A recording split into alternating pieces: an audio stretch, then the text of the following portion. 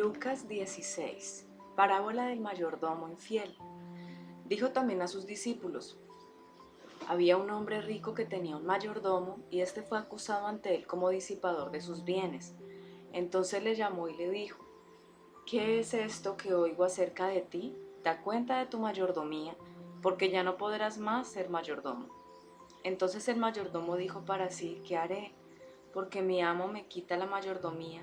Cavar no puedo, mendigar me da vergüenza. Nota: la parábola del mayordomo deshonesto ilustra la mayordomía de la riqueza. Jesús no aprueba el fraude del mayordomo, versículo 10, pero elogia su prudencia al usar las oportunidades del presente para incrementar su futuro patrimonio, versículo 8. Para los cristianos, el uso prudente de las riquezas produce beneficio a otras personas. Versículo 4. Ya sé lo que haré para que cuando se me quite la mayordomía me reciban en sus casas. Nota: riqueza literaria, se me quite. Literalmente poner al lado. La palabra indica un cambio de un lugar a otro, una remoción, una transferencia, una recolocación. La acción puede ser positiva, Colosenses 1:13, o negativa, Lucas 16:4. Versículo 5. Y llamando a cada uno de los deudores de su amo, dijo al primero: ¿cuánto debes a mi amo? Él dijo: 100 barriles de aceite. Y le dijo: toma tu cuenta, siéntate pronto y escribe 50. Después dijo a otro: ¿tú cuánto debes?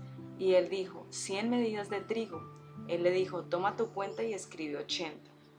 Y alabó el amo al mayordomo malo por haber hecho sagazmente, porque los hijos de este siglo son más sagaces en el trato con sus semejantes que los hijos de luz. Y yo os digo: ganad amigos por medio de las riquezas injustas, para que cuando éstas falten os reciban en las moradas eternas. Nota: Jesús no sugiere que una persona deba comprar su entrada al cielo, sino pone de relieve que la forma en que se ejercita la mayordomía constituye una prueba de nuestra relación con Dios. Versículo 10.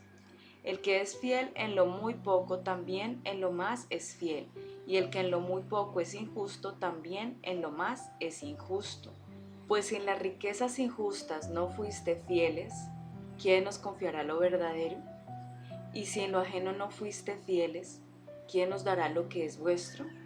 Nota: Dios prueba la capacidad para recibir las verdaderas riquezas del cielo, lo que es vuestro, por el uso que hacemos de las posesiones materiales. Versículo 13. Ningún siervo puede servir a dos señores, porque o aborrecerá al uno y amará al otro, o estimará al uno y menospreciará al otro. No podéis servir a Dios y a las riquezas. Mamón, dice acá entre paréntesis. Nota: la actitud hacia el dinero es una señal de la sumisión ante Dios o la rebelión en su contra. Versículo 14. Y oían también todas estas cosas los fariseos, que eran avaros, y se burlaban de él. Nota: los fariseos tenían la riqueza como galardón de los justos. Versículo 15. Entonces les dijo: vosotros sois los que os justificáis a vosotros mismos delante de los hombres, mas Dios conoce vuestros corazones, porque lo que los hombres tienen por sublime delante de Dios es abominación.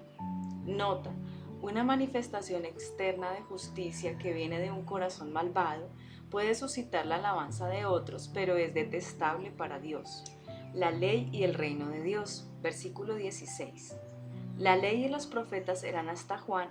Desde entonces el reino de Dios es anunciado y todos se esfuerzan por entrar en él. Nota: dinámica del reino. Esfuerzo por entrar. El conflicto y el reino. Jesús declara que el avance del reino de Dios es el resultado de dos cosas: predicación y esfuerzo. El Señor nos enseña que el evangelio del reino debe proclamarse con pasión espiritual. En cada generación los creyentes tienen que determinar si ellos responderán a esta verdad con mente sensata y corazones sensibles.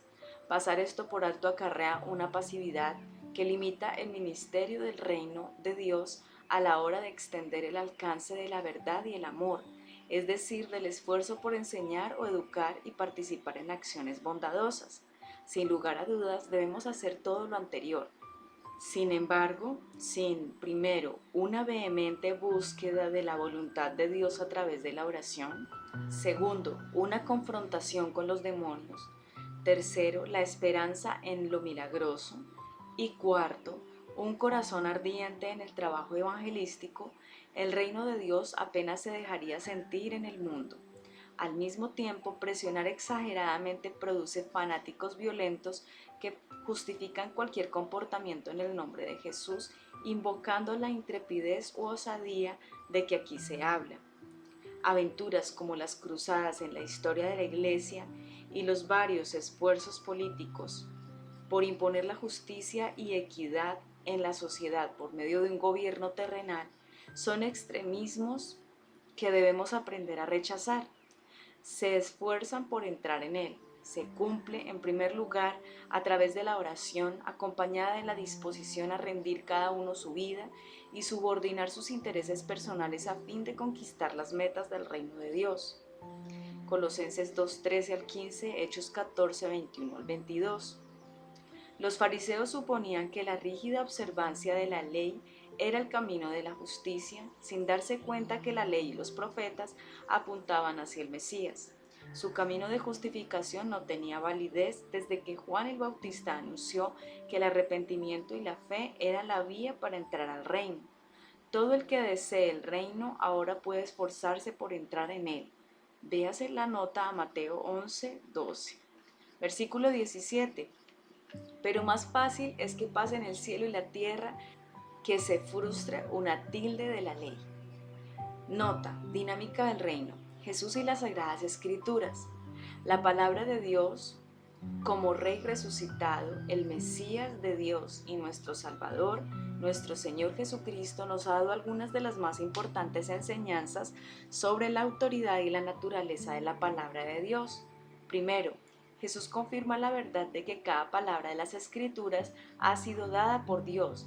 Llega hasta ser una referencia directa a la letra más diminuta. J, literalmente, que es la contraparte hebrea a nuestra letra I o J, y el signo más pequeño de puntuación, la tilde, no hay que discutir. Jesús creía en la inspiración plena de la Biblia y así lo enseñaba. Que toda palabra es inspirada por Dios, véase 2 de Timoteo 3:16. Segundo, Jesús también sostiene que toda verdad que la Biblia enseña es inviolable. En Mateo 5:17 al 19, el Señor insiste en que cualquiera que enseñe algo contrario a la Escritura no está en armonía con el orden de su reino. Tercero, Jesús da testimonio de la indisolubilidad de las Escrituras. Juan 10:35, cuando dice la escritura no puede ser quebrantada, él literalmente está describiendo la absoluta inviolabilidad de la palabra de Dios desde el lado del hombre. No traten de minimizar su verdad o sentido y la total garantía de ella por el lado de Dios. Él la mantendrá en alto, su palabra no será anulada o conmovida. Mateo 24:35 es el versículo más citado en este respecto. Toda la creación puede desaparecer, pero la palabra de Dios permanecerá para siempre. Cuarto, Jesús afirma la credibilidad del Antiguo Testamento en general, Juan 5:39, pero también de los milagros que allí se relatan, los cuales no consideró creencias supersticiosamente sustentadas, toleradas por él entre aquellos a quienes se dirigió. Más bien Jesús fue la verdad encarnada y como la personificación de la verdad, su testimonio es decisivo.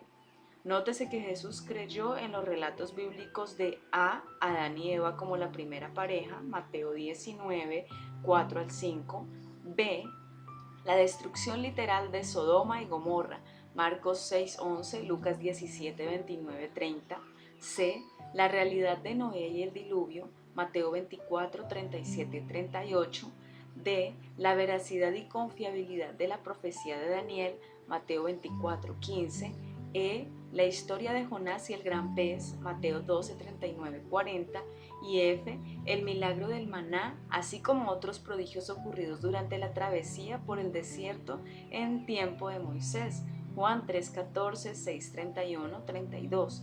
Por último, quinto, Jesús predijo y autorizó las escrituras del Nuevo Testamento. En Juan 14, 26 y 16, 12, 13, indicó que el ministerio venidero del Espíritu Santo traería a la mente de los apóstoles las cosas que después deberían escribirse o registrarse.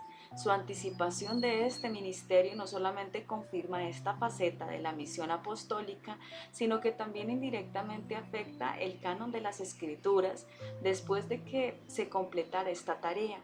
Veas el artículo sobre Proverbios 30, 5 al 6, 2 de Corintios 3, 5 al 8. Jesús enseña sobre el divorcio. También se puede ver en Mateo 19 del 1 al 12, Marcos 10 del 1 al 12. Versículo 18. Todo el que repudia a su mujer y se casa con otra adultera, y el que se casa con la repudiada del marido adultera. Nota: una tilde. El término alude a una pequeña marca usada para distinguir las letras del alfabeto hebreo. La afirmación confirma la validez permanente de la ley como expresión de la voluntad de Dios. El Evangelio no desplaza la ley, sino que la cumple a un nivel más alto. Véase la nota Mateo 5:17. Como un ejemplo de la permanencia de la ley, Jesús se refiere al adulterio, que era un pecado aunque estuviese justificado por la ley civil. Véase la nota a Mateo 5:32. El rico y Lázaro, versículo 19. Había un hombre rico que se vestía de púrpura y de lino fino, y hacía cada día banquete con esplendidez.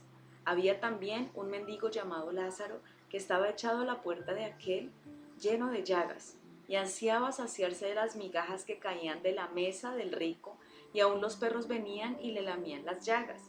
Aconteció que murió el mendigo y fue llevado por los ángeles al seno de Abraham, y murió también el rico y fue sepultado. Nota: para los judíos el seno de Abraham era sinónimo de un lugar de honor en el paraíso. Véase Juan 13, 23. Esto es, al mendigo le fue ofrecida una bienvenida especial en el cielo y estaba sentado al lado de Abraham. También puede que el término haya sido usado para describir el lugar reservado a los justos hasta la resurrección de Jesús. Dinámica del reino: los creyentes acompañados de ángeles. Ángeles. La Biblia revela la presencia de los ángeles en el futuro de todos los creyentes, en la muerte o en la segunda venida de Cristo. Si morimos, nuestra transición entre esta vida y la vida venidera no será una experiencia solitaria y espantosa. Más bien, los ángeles nos acompañarán hacia el gozo eterno, tal como llevaron el espíritu de Lázaro al lugar de descanso señalado para él por Dios. Para nosotros será la presencia de Jesús, 2 de Corintios 5, 1 al 8. Sin embargo, si Cristo regresa antes de que muramos, en la segunda venida los ángeles nos congregarán con Cristo, desde el extremo de la tierra hasta el extremo del cielo. Marcos 13, 26 al 27, Isaías 14, 12 al 14, Salmo 103, 20 al 21. Versículo 23. Y en el Hades alzó sus ojos estando en tormentos y vio de lejos a Abraham y a Lázaro en su seno. Entonces él, dando voces, dijo: Padre Abraham, ten misericordia de mí y envía a Lázaro para que moje la punta de su dedo en agua y refresque mi lengua, porque estoy atormentado en esta llama. Nota: Hades era la morada de los muertos. La descripción no deja lugar a dudas de que el hombre rico estaba en un lugar de castigo eterno. Versículo 25. Pero Abraham le dijo: Hijo, acuérdate que recibiste tus bienes en tu vida y Lázaro también males, pero ahora éste es consolado aquí y tú atormentada. Nota: la riqueza no condena al ser humano automáticamente y lo envía al infierno. Tampoco la pobreza en esta vida es garantía de gozo eterno en la próxima. El destino final depende de nuestra relación con Dios, que a menudo se refleja en la actitud que asumimos ante las posesiones materiales. Versículo 26. Además de todo esto, una gran cima está puesta entre nosotros y vosotros, de manera que los que quisieran pasar de aquí a vosotros no pueden, ni de allá pasar acá. Entonces le dijo: Te ruego pues, Padre, que le envíes a la casa de mi padre, porque tengo 5 hermanos, para que les testifique, a fin de que no vengan ellos también a este lugar de tormento. Y Abraham le dijo: A Moisés y a los profetas tienen, óiganlos. Él entonces dijo: No, padre Abraham, pero si alguno fuere a ellos de entre los muertos, se arrepentirá. Mas Abraham le dijo: Si no oyen a Moisés y a los profetas, tampoco se persuadirán, aunque alguno se levantare de los muertos. Nota final. Los fariseos estaban demandando constantemente señales que probaran el carácter mesiánico de Jesús. No solamente rechazaban la evidencia escritural sobre el Mesías, lo cual era bastante, sino que tampoco aceptaron la evidencia de la resurrección, el más grande de los milagros. Como eran avaros, versículo 14, los fariseos veían en las riquezas una señal de las bendiciones de Dios y en la pobreza una señal del castigo divino. Jesús enseña que las riquezas materiales son algo que Dios nos confía a fin de que sean usadas responsablemente para bien. La actitud ante las riquezas es una clara indicación de una vida egoísta o una vida bajo la total soberanía de Cristo. La intención principal de la parábola es llamar a aquellos que tienen una visión mundana de las riquezas a arrepentirse y ayudar a otros con su dinero. Es un ejemplo de que aquello que los hombres tienen por sublime delante de Dios es abominación, versículo 15.